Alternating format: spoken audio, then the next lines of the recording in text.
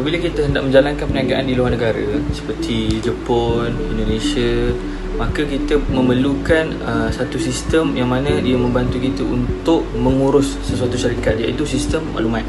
So sistem maklumat ni dia membantu kita untuk mengetahui keadaan syarikat di luar negara dan membantu kita untuk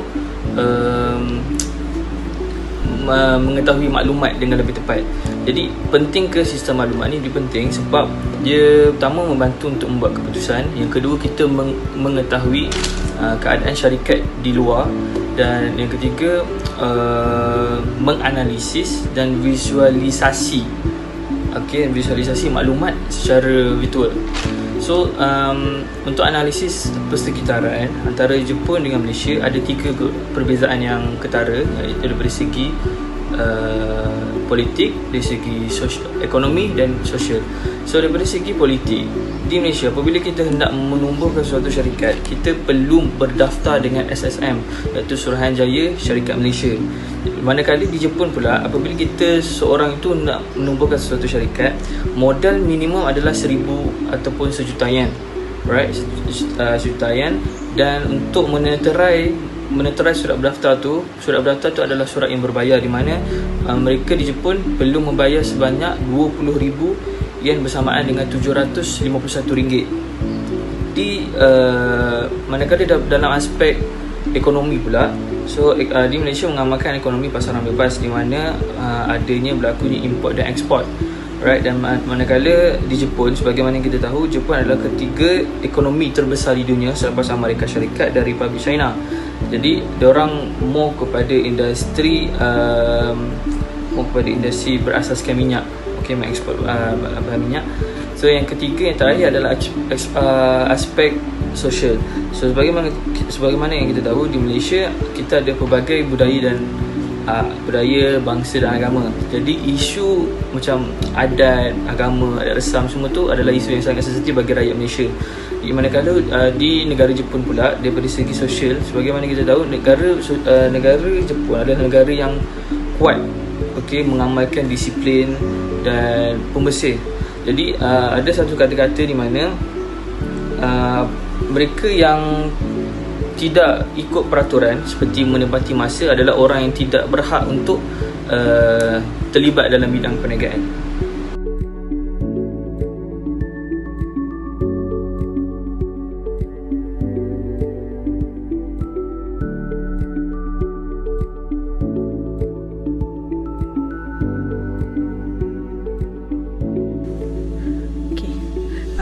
Kerja hostage dan justifikasinya, iaitu yang pertama, jarak kuasa. Dimensi ini berkaitan dengan kenyataan bahawa setiap orang dalam masyarakat tidak setara. Sebagai contoh, dalam pengurusan hotel yang akan dilaksanakan, di mana setiap keputusannya mesti disahkan oleh setiap lapisan hierarki dan akhirnya disahkan oleh pihak pengurusan atasan. Yang kedua, individualism, merujuk kepada untuk mencapai matlamat peribadi itu sendiri, ia lebih penting untuk dicapai. Dalam konteks ini, kategori ini ditakdirkan sebagai I ataupun saya. Sebagai contohnya, orang Jepun dalam menguruskan kerja-kerja penghotelan ini haruslah mengikut konteks. Yang ketiga, kelakian, masculinity lah. So dimensi ini dilihat sebagai sifat yang menekankan cita-cita serta menunjukkan bahawa masyarakat didorong oleh persaingan ataupun kejayaan, di mana apabila melihat orang Jepun ini, dia paling bermotivasi apabila ada pihak orang lain akan menentang lawan mereka sendiri. Begitulah. Jadi yang keempat, mengelakkan ketidakpastian.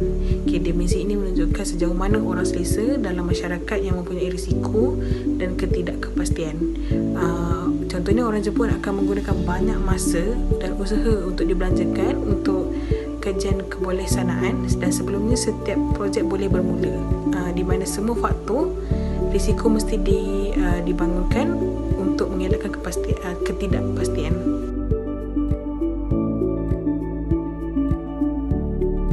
Dimensi ini ditakdir sebagai sejauh mana orang berusaha untuk mengawal keinginan dan dorongan berdasarkan cara mereka dibangkitkan.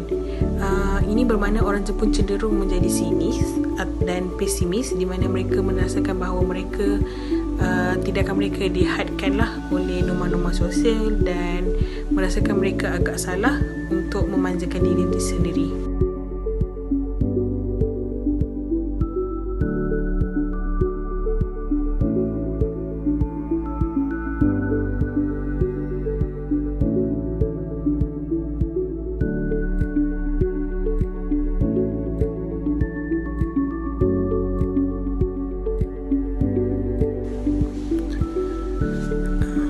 Seterusnya, cabaran dan halangan dalam menguruskan isu silang budaya di negara Jepun ataupun di negara Jepun dan Malaysia. Yang pertama, komunikasi.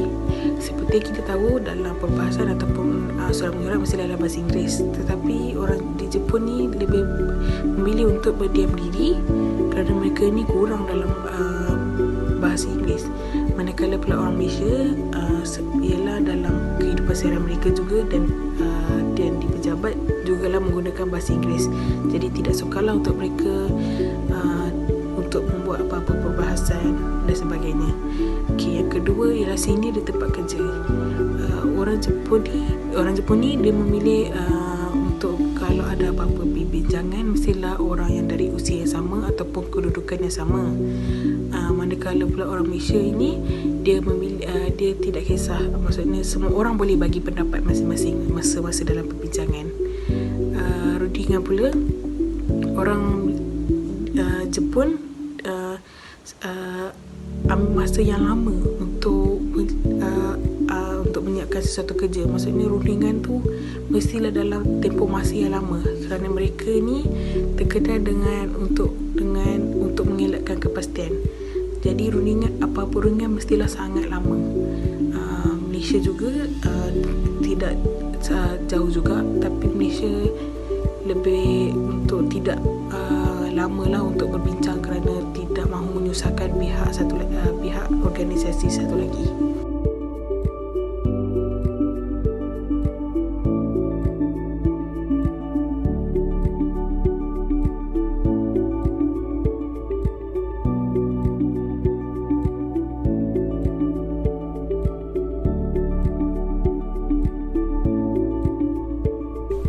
Assalamualaikum warahmatullahi wabarakatuh. Saya Muhammad Firdaus bin Nosazali dengan nombor matriks 6S54431.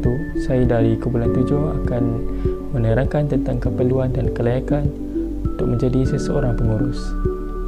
Yang pertama adalah kemahiran komunikasi. Kemahiran komunikasi merupakan platform yang penting dalam proses penyampaian maklumat. Kemahiran komunikasi yang berkesan akan membolehkan maklumat dapat diterima secara jelas dan ditafsir dengan baik oleh pendengar. Oleh itu, seseorang pengurus perlu mempunyai kemahiran ini untuk melayakkan mereka menjadi seorang pengurus yang berkualiti. Yang kedua adalah peranan maklumat. Peranan maklumat adalah proses pergerakan maklumat yang diterima dalam sesebuah organisasi. Proses ini termasuklah menganalisis, mengurus, menilai dan menyampaikannya dengan betul dan baik. Proses ini dilaksanakan melalui pelbagai medium, antaranya adalah melalui medium teknologi. Teknologi amat membantu pergerakan maklumat ini, terutama dalam skop kerja menganalisis dan mengurus sesebuah data atau maklumat. Oleh itu, selain kemahiran komunikasi, pengurus juga perlu mempunyai kaedah penyampaian maklumat yang berkesan. Yang ketiga adalah kemahiran membuat keputusan. Kemahiran membuat keputusan adalah kemahiran membuat pilihan yang terbaik dalam sesebuah perkara. Jika dalam sesebuah syarikat, maka keputusan yang dibuat mestilah mendatangkan manfaat dan kebaikan kepada organisasi. Pengurus adalah individu yang berperanan dalam menentukan corak dan skop kerja dalam sesebuah organisasi. Oleh itu, setiap keputusan mestilah dibuat untuk mendatangkan manfaat dan bersifat adil terhadap individu dalam organisasi iaitu pekerja. Langkah ini dibuat untuk menjaga kebajikan setiap pekerja.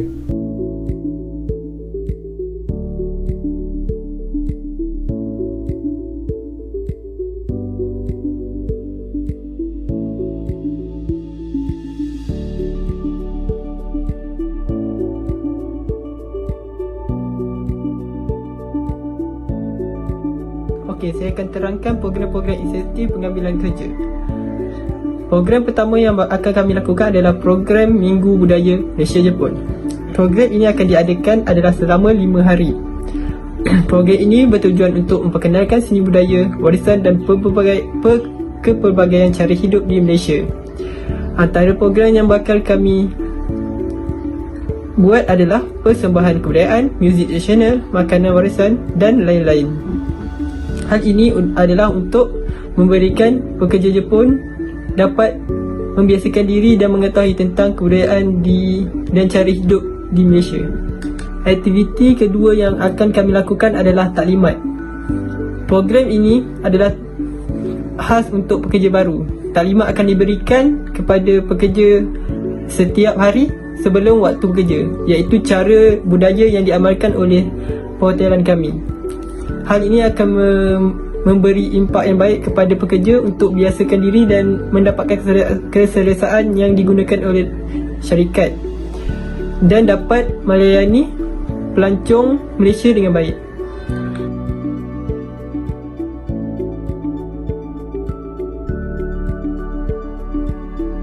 Program ketiga yang bakal kami lakukan adalah program lawatan, iaitu Jepun ke Malaysia. Program ini dijalankan pada hujung tahun. Ia merupakan bonus kepada pekerja untuk pergi lawatan ke Malaysia. Hal ini akan memberikan pekerja pengalaman dan mengetahui tentang cara hidup dan budaya Malaysia supaya mereka lebih biasa dengan budaya Malaysia dan selesa untuk melakukan pekerjaan di syarikat perhotelan kami. Program keempat yang akan kami lakukan adalah program mentor. Program mentor ini adalah seorang yang betul-betul expert dalam kebudayaan Malaysia ataupun kebudayaan yang diamalkan oleh syarikat perhotelan kami akan dijadikan mentor, dan bagi pekerja baru yang ataupun pekerja yang kurang mengetahui tentang kebudayaan yang diamalkan oleh syarikat kami akan menjadi satu mentor. Hal ini akan memudahkan pekerja baru atau pekerja yang kurang memahami kebudayaan kami untuk bertanya kepada mentor mereka. Program terakhir yang akan kami lakukan adalah program pengkurusan. Program ini adalah khas atau dikhususkan kepada pekerja baru. Program ini akan menerangkan tentang amalan dan cara budaya yang harus digunakan di dalam syarikat perhotelan kami.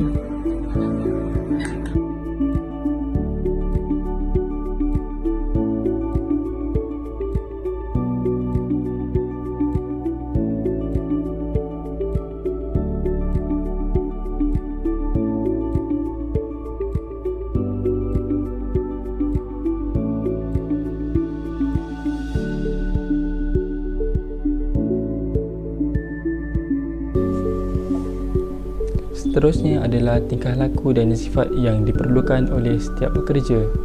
Yang pertama, mempunyai sifat terbuka.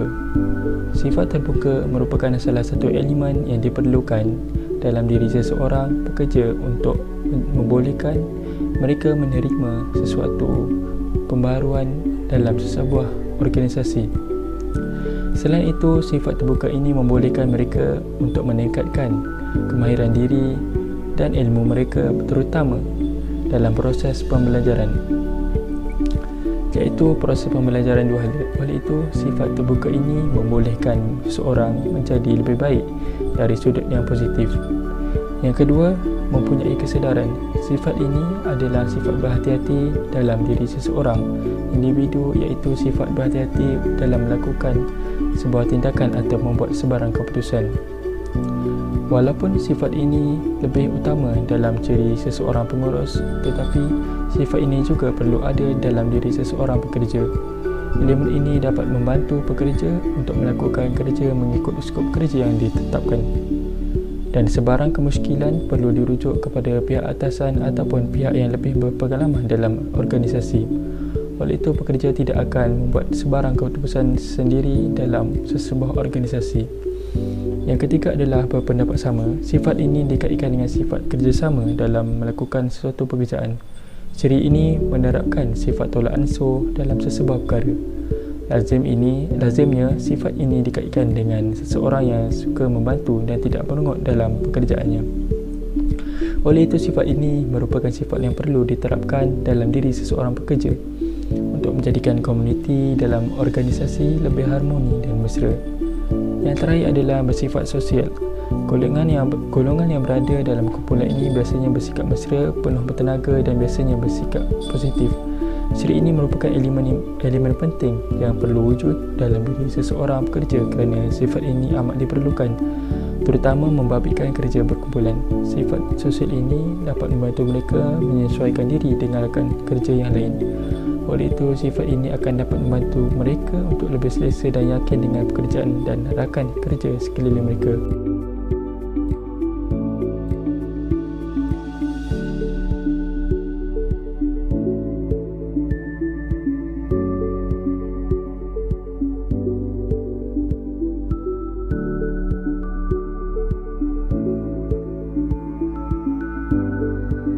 Faktor keberkesanan integrasi budaya pekerja dalam budaya korporat. Faktor yang pertama menunjukkan keterampilan diri yang menarik. Contohnya berpakaian kemas seperti memakai kot, menyikat rambut dan memakai minyak wangi yang menenangkan.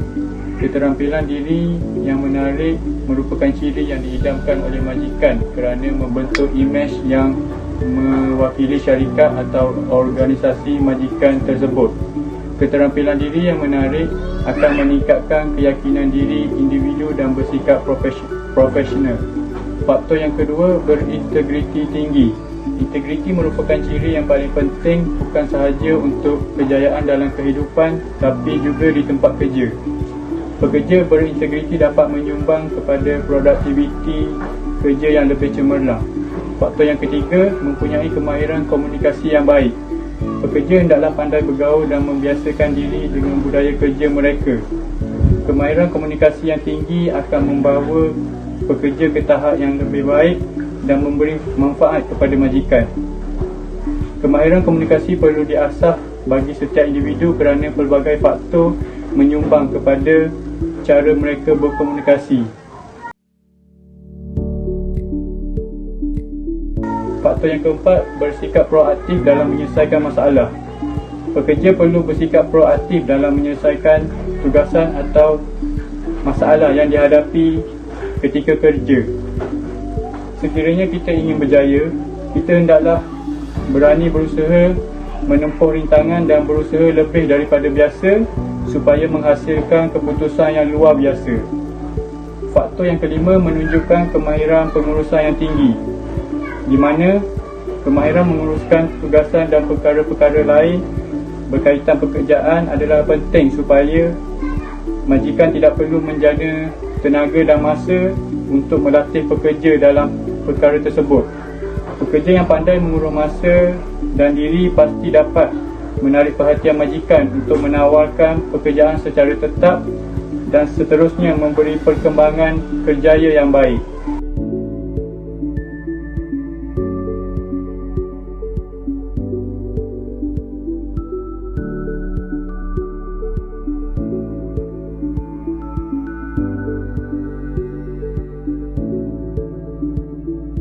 Seterusnya, manfaat kepada tenaga kerja dengan budaya korporat yang kukuh. Manfaat yang pertama, untuk menghayati nilai teras organisasi. Budaya merupakan cerminan dari nilai korporat teras organisasi. Budaya organisasi yang kuat membawa nilai korporat ke teras kemajuan dalam semua aspek operasi harian dan struktur organisasi. Manfaat yang kedua, dapat mengubah pekerja menjadi penyokong atau pengkritik, di mana apabila pekerja merasa penting, mereka menjadi penyokong budaya yang bukan sahaja menyumbang kepada budaya organisasi, malah mempromosikan dan menghayati secara dalaman dan luaran.